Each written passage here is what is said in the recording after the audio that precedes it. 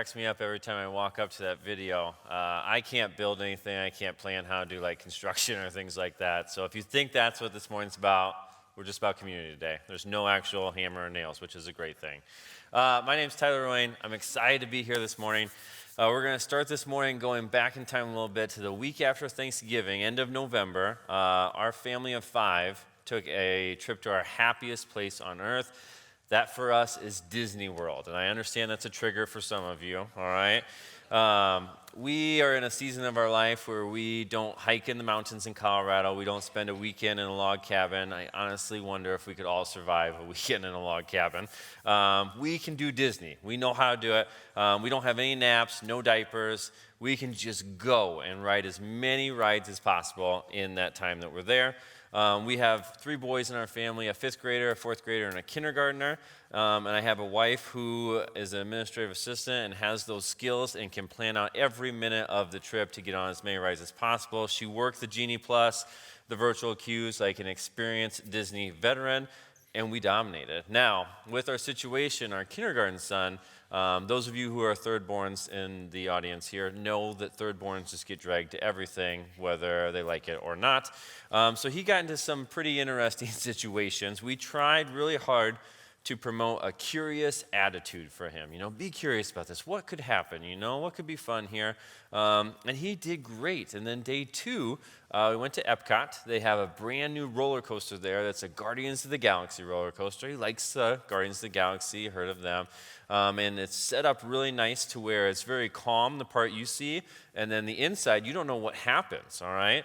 And so long story short, might have been like the scariest 45 minutes of his life. I don't think he breathed like the entire time. You tilt inside, outside, go around. There were moments where I thought we would be a family of 4 after this ride. So, curious attitude might have went out the door, possibly due to this instance. I don't know. But day 3, we were at our favorite park, Hollywood Studios. We were going to ride the Slinky Dog roller coaster, which he's ridden before when we went 2 years ago. And for some reason, he wasn't super curious about this. I don't know if it had to do with the previous ride, but here's a picture of what pure fear looks like right there. Just absolutely terrified, all right? Now, I love this picture because Ashton, my son there, who looks terrified, has a great community around him with so many positive vibes. Mom's smiling and taking the picture. I've got the double thumbs up. If you can see in the back, his 2 brothers, they have their hands up. They're not laughing at the situation. They don't love it. They're very supportive, I'm sure. And none of that mattered. Ashton still had his judgments about this roller coaster, a roller coaster that he rode 3 times 2 years earlier. And his experience the day before with the Guardians roller coaster sealed his attitude and feelings towards this one. He could not be the curious kid that we wanted him to be on these rides because the judgments about the other rides were just too strong for him. And so we're in this teaching series now that's focused on becoming builders of community. And each Sunday of this teaching series is going to focus on how we can build community, but then also we're going to look at the opposite of that, how sometimes we end up destroying community with others. This morning we're going to explore the idea of being curious, not judgmental when it comes to building community. And when I say that phrase, a lot of you may immediately think of a darts scene from the TV show called Ted Lasso when I tell you, be curious, not judgmental. That scene lets us know that Walt Whitman was the man who made this quote famous. And it's an interesting quote that I would love to dive a little farther into this morning. Because we could take this quote as fact because Ted Lasso said that Walt Whitman said it, and Ted Lasso doesn't lie, he's a great guy. Or we could be a little more curious, dive into it, and do what we all do when we're thinking about joining community. We make a pros and cons list, all right? And we're going to start with what it means being judgmental with community. You might think like the teacher's going to be like, this is the wrong choice right away. There's no pros. I want to be curious. Look at everything here. There are some pros to being judgmental in community. One pro is it's the safe choice, all right? When it comes to building community, being judgmental takes no risk at all. Look, I'm someone who is constantly thinking about safety. It's a huge part of my job. I'm also the person who actually maintains the 3-second following distance when you're driving that your driver's ed instructor told you to do. Car goes by a telephone pole, 1 1000, 2 1000, 3 1000, have to have it. Drives my passengers in the car crazy, but I learned it, safety first, safety always. Um, this being judgmental can be safe, all right? Being judgmental with community can also boost your self-esteem. Casting judgments on others can very easily make you feel better about yourself. Last pro for being judgmental this morning, being judgmental can show your spouse or close friend the high level of intelligence you have. So we've all been there, all right? You get invited to something. Your spouse or close friend really wants to go, and you know that group of people is just a disaster waiting to happen. You convince them not to go, and then the next day you see on Facebook that the potato salad served at the event had been left out in the sun all day. Everybody got violently ill, and you were the only person who could have seen those exact events happening. You look like a genius in this scenario. That's a big pro. So those are the 3 pros with being judgmental about community. I do think, though, there are some cons. So let's dive into those. One con is that being judgmental robs you of opportunities to grow. If you play it safe all the time, you don't have those moments outside your comfort zone where you can possibly fail, I know, scary, and make some real growth. Another con is that being judgmental about community can leave you alone when you need support. Life is tough, and God has never promised for life to be all sunshine and rainbows. Having people around you during those tough times can be super valuable. Being judgmental and staying away from people you may not want to take a risk on can leave you alone in some of your toughest moments when you need people the most. Last con this morning for being judgmental with community might be the biggest to me. Being judgmental with community can weaken your faith in Jesus or plateau it. We are going to hear later this morning about how Jesus went about building community with others. He was very rarely judgmental towards others. Dave talked about it with his disciples last week. Jesus took the 12 disciples, and they weren't like anybody's first-round draft picks, but he chose them because he was curious or because he was Jesus. He knew about their potential. Being judgmental about community can take away opportunities for you to trust God's plan. So there are some pros and cons about being judgmental towards community. I told you that we're going to be curious. We're going to look at both sides here and not just write being judgmental off as the wrong choice. Now, you have my list. You're most likely coming up with some of your own right now. Think what outweighs the other. Do pros outweigh the cons? Cons outweigh the pros? And while you're thinking about that, I want to dive into pros and cons with being curious, all right? We're going to start with the cons this time. One con about being curious with community is that you may end up in some uncomfortable situations. Like being curious may land you at a Minnesota Vikings football game. Not now because their season's over, but like back when they were playing, Maybe a little too soon for Vikings fans, sorry. It also may land you in a cult that eats crunchy peanut butter. I don't know who eats that, but I hear there's people out there, all right? And being curious could land you in that situation, all right? Another con with being curious about community is that you may be forced to laugh at terrible jokes, even possibly dad jokes. Yes, we get it, dads. You learned how to use Safari on your phone. It's absolutely hilarious. Last con of the morning is that if you choose to be curious about community, you may have to read. I know, the dreaded book club invitation. We're all terrified of it, all right? I think when everybody graduates, they think like homework is over, and then you get in a book club, and then you've got 8 weeks of homework. You're like, what did I get myself into? I know, super terrifying for some of you. And before I lose too many of you with that last con, let's dive into the pros about being curious about community. One pro is that you get to meet and know all kinds of different people and personalities. Being curious leads you to people who may not think exactly like you, and that's a good thing. I'm going to say that again. It may lead you to people who don't think exactly like you, and that's good. We may like to think that we always have everything figured out. I often think with food, I have everything figured out, but people know this, and they try to push me to try new things. This past December, there was apparently a new creation in the world. It's got chocolate, caramel, pretzel, and a pecan. I think it's called turtle. I just tried it for the first time this December. Absolutely delicious. Never heard of them before. So good. They were a little scary, but I did great with them. Another pro about being curious with community is that you are open up to opportunities to be there for others when they are in need of support. As you build relationships with people and get to know them, you will learn how to help them when they are in need. Being there for someone in need is not easy, but it's a role that has so much value. Whether it's making a meal for them, listening to their thoughts, or helping pack some moving boxes, being for someone in some of their lowest of lows is an experience that both you and that person will remember for quite a while. It's an experience that has great worth. My last pro for this morning is that being curious about community gives you opportunities to build God's kingdom. I started my relationship with Jesus after saying yes to joining a small group in high school when I was 16 years old. I have helped others learn about Jesus and start their own relationships with Jesus by leading small groups and volunteering in different ministries. Being curious about community can give you opportunities to do the work we are built to do on this earth. Well, there you have it. I promise you, when I was putting this teaching together, I did my research. I looked at the whole picture, all right? And I took that phrase that Ted Lasso said, that Walt Whitman said to America here.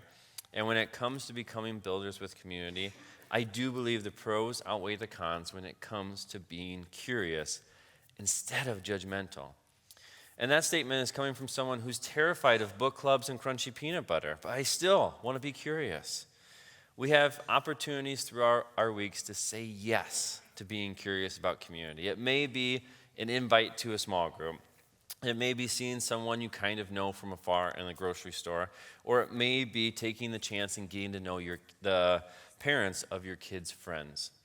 We all have opportunities where we can choose to be curious, or we can choose to be judgmental and rule that opportunity as just not right for us.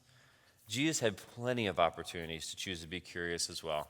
One of those opportunities is in the book of Luke, chapter 7, and this story involves Jesus and this group of people called the Pharisees. So Jesus was often curious around people, while the Pharisees were often judgmental. Now, I would say that Jesus and the Pharisees weren't too far off, like theologically, but the way they approached others seemed to be vastly different.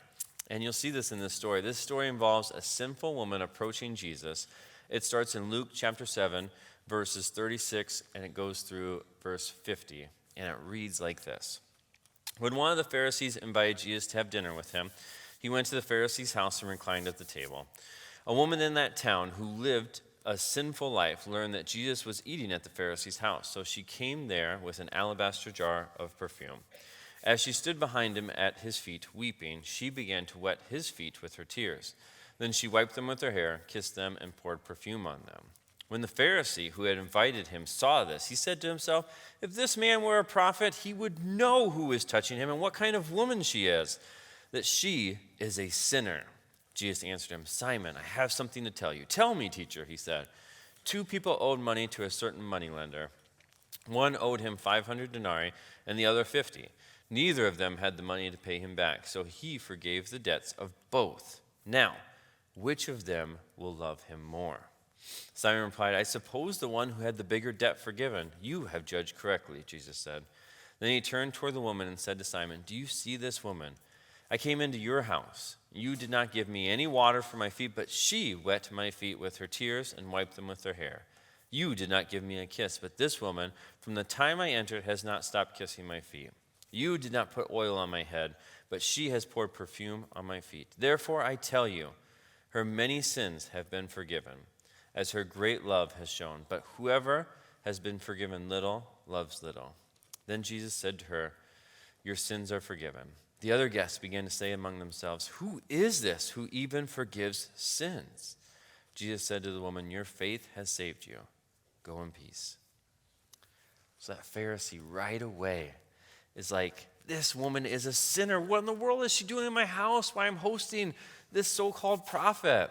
He cast judgment right away and didn't give the woman a chance. I just can't help but connect this story about Jesus being so curious with my high school years. I made the decision to start building a relationship with Jesus during my junior year of high school, and back then, I was a pretty selfish kid who rarely thought about others. I was very quick with my words and often cut pretty deep with those to people I didn't care for. And I was just pretty carefree in general, didn't really have much drive or a purpose for my life. And I think back like, what if Jesus had cast such a quick judgment on me instead of being curious? What if after 16 years on this earth, I reached out for a relationship and he was like, no way, you're a sinner. You're the worst of the worst.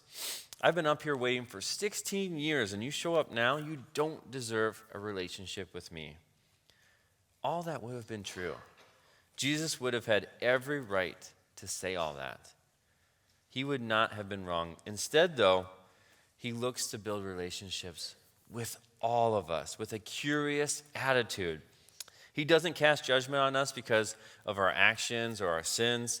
In fact, he gave his perfect life for our sins. He died so that we could beat the judgment that we all deserve as sinners. He is the reason why we should be curious, not judgmental with others. And as I reflected about the possibility of Jesus casting judgment on me, I kept thinking about the other people in my life who didn't cast judgment on me throughout all of those sinful years that I've had. I have been blessed with some pretty amazing leadership opportunities during my life. Being up here on a Sunday morning still kind of amazes me that this can happen. Being able to lead groups of kids in school and ministries at Orchard is something I'm always thankful for. Coaching my own kids in the sports they play is awesome. Investing in groups of educators who are helping to build our future. I'm so lucky. The leadership opportunities seriously do not stop for me, and it would be really cool for me to stand up here and tell all of you that I am a self-made leader, you know? There are so many self-made leaders out there. The odds were against them. The deck was stacked, but they beat them. They worked their tails off, and they did it on their own, and they deserve all that praise. That's just not how I've gotten here. I am who I am today because of the community that God put around me. It's my wife who's constantly pushing me to take risks, to better myself. It's the people at school and here at Orchard who for some reason trust me enough to give me these opportunities to build leadership skills. It's my past small group leaders and people who have been in small groups with me, who have encouraged me, but then also asked the tough questions and forced me to reflect on who I was and who I wanted to be. Those people that God put in my life that were curious towards me. They didn't cast me off because of my sins and all the ways I fell short. They got to know me. They encouraged me all along the way. I'm so thankful for that community that I had to help me grow every step of the way. They were curious, not judgmental. As I think about how lucky I was to have a community that was so curious the whole way, I couldn't help but think about Jesus' last moments on earth. He had groups of sinners being so judgmental to him right up until his death. And even with that, I wondered, what were his actions at the end? Did he finally stop being curious and cave into the judgments? So we're going to dive into Luke 23, verses 32 through 43. And it gives us a glimpse of all the judgment that Jesus was catching and how he still remained curious towards the sinners, the worst of the worst, all the way up until his death on the cross. Verses 32 through 43 read like this. 2 other men, both criminals, were also led out with him to be executed. When they came to the place called the Skull, they crucified him there, along with the criminals, one on his right, one on his left. Jesus said, "Father, forgive them, for they do not know what they are doing." And they divided up his clothes by casting lots. The people stood watching, and the rulers even sneered at him. They said, "He saved others. Let him save himself if he is God's Messiah, the chosen one." The soldiers also came up and mocked him. They offered him wine vinegar and said, "If you are the king of the Jews, save yourself." There was a written notice above him which read, "This is the King of the Jews." One of the criminals who hung there hurled insults at him. "Aren't you the Messiah? Save yourself and us." But the other criminal rebuked him. "Don't you fear God," he said. "Since you are under the same sentence, we are punished justly, for we are getting what our deeds deserve. But this man has done nothing wrong." Then he said, "Jesus, remember me when you come into your kingdom." And Jesus answered him, "Truly I tell you, Today you will be with me in paradise. So Jesus is up on that cross, about to die after living a perfect life. He's catching all that judgment and hate from people. But yet he obviously still has this curious mentality about him, because one of the criminals up there with him starts to talk with him about remembering him in his kingdom. Now, this dude was a criminal who was being punished justly, in his words, alongside the one person who lived a perfect life. And he's going to ask him to remember him in his kingdom. That took some real guts, but I think it also told us just how open and curious Jesus was until the end. He could feel that he had a shot with talking with him. He has and always will give people the chance to choose to live their life for him. There will never be a moment where he says, you know what? It's too late. That's how we should live our lives with others too. There should never be a moment where we say no to joining in on this journey with others.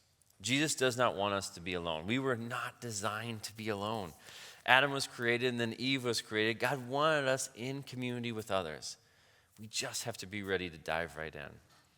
And as I think about being curious and diving into community with others, I have 3 things that I'm trying to focus on myself with this, and they might help you. So I thought about sharing those here as we end today.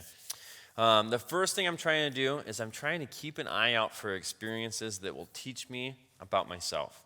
An experience that taught my wife and I a lot about ourselves came last year when Rendy approached us to lead an adult small group here at Orchard. And we said no. That's always everybody's first answer to that one. Well, even if you say no, they keep asking. And we had kind of weighed the pros and cons again, just like we do. We had led lots of high school, junior high small groups. Kids are great, they're more curious. Adults are scary, all right? We weren't sure about this, but we ended up saying yes. And we learned so much about ourselves. We tried to go into this experience with a very curious mindset. And we learned that we could actually make connections with adults in a small group setting. It wasn't just sugar-filled kids that we connected with.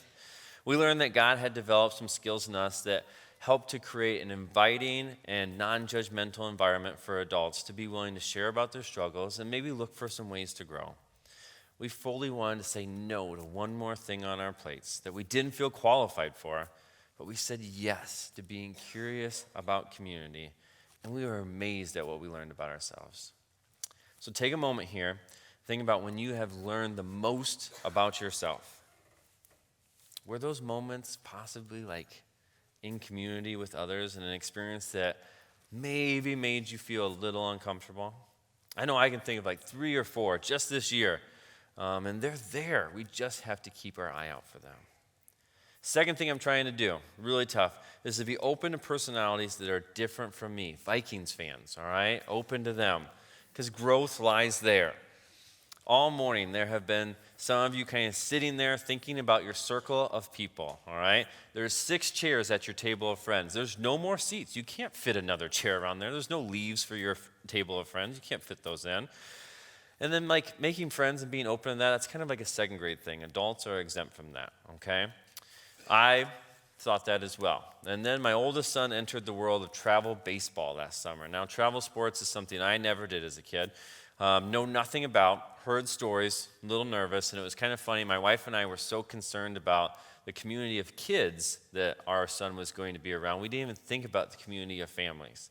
All right, well, in travel sports, you spend like all summer, especially baseball, all summer together. We sat in pouring rain together, we grilled together. We did the 4 travel baseball teams all in one small hotel pool. The kids just screamed the whole time. I'm getting hearing aids like 2 years earlier than I should have to survive that. Like, it was so loud. But we did it, all right? And I did not expect to form that kind of community with people. It was adults who thought a little differently than me sometimes.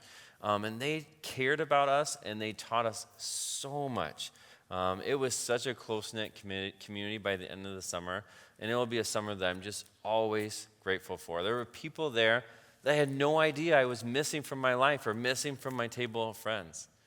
So think for a moment, where have you built some of the strongest community with others? Was it maybe in an unexpected spot? If it wasn't an unexpected spot, aren't those the best spots to build community? The spots that you didn't see coming, but maybe someone else had planned all along. So be open to all people that God may put in your life. Last thing I'm trying to do is the hardest for me. I'm trying to reflect on how God is utilizing me and others to build his kingdom. I'm trying to do some journaling. I'm not a journaler, all right? And I'm also not someone who just sits in quiet, okay? I say yes to a lot of things. I stay very busy. So I'm trying to make it a priority each day to just have a little bit of quiet time, all right? And I was, again, not a journaler, but my wife found me this really small notebook that doesn't run out of paper, all right? It's called a rocket book. Like, it has erasable stuff, and I can take a picture of it, goes to a Google Drive. I love it, because I don't want to go to the Dollar Tree like every week and buy new paper. It's a whole scary thing for me, all right? But she found it. And I've been amazed just by this time. Sometimes it's only 5 minutes in the morning before everybody's awake, all right? Where I can sit back and just kind of think about how God used me and used others to help build his kingdom. The opportunities are there. We just have to be aware of it and just reflect on how it's happening, all right? This has helped to encourage me to continue to be as curious as I can be with others, because it's those curious moments that I see God helping me or using me to help build his kingdom. Being curious, not judgmental, when it comes to becoming builders of community has some serious power. Do you remember where we started this morning? The terrified 5-year-old on the Slinky Dog roller coaster. If you don't remember, he's still terrified, all right? Now, my son Ashton there, I joked about it, but he had his community around him, okay? When he got off that roller coaster, we built him up. We were positive. We were like, you did it. That was an accomplishment, all right? We did everything we could because we knew we had the Genie Plus lightning lane, and we would be back on that roller coaster in 15 minutes, all right? And so, in 15 minutes, this was the new and improved Ashton, so much happier. The community he had around him helped to completely flip his mindset. Community matters. It matters here at Orchard. It's one of our 4 mission strategies here at Orchard. So be ready and be curious when it comes to community. You could be one moment away from making a lasting impact on someone's life. God is ready to utilize you to help build his kingdom. So let's be curious, not judgmental. Join me in prayer. Dear God, thank you so much for being curious towards us. Man, you, like I said, you have every right to be judgmental. We screw up so many times. We are sinners. We are the worst of the worst. And yet, you are curious and give us so many chances. And I just pray that we can be more aware of the chances that you're giving us to be curious and go out and be in community, because I know those opportunities can be so impactful when it comes to building your kingdom. It's tough. There are moments where we weigh our options, and it's like, oh man, it's scary. I want to stay here in my comfort zone. And I just pray that you give us courage to step out and see what can come from saying yes to being curious about community. In your name, amen.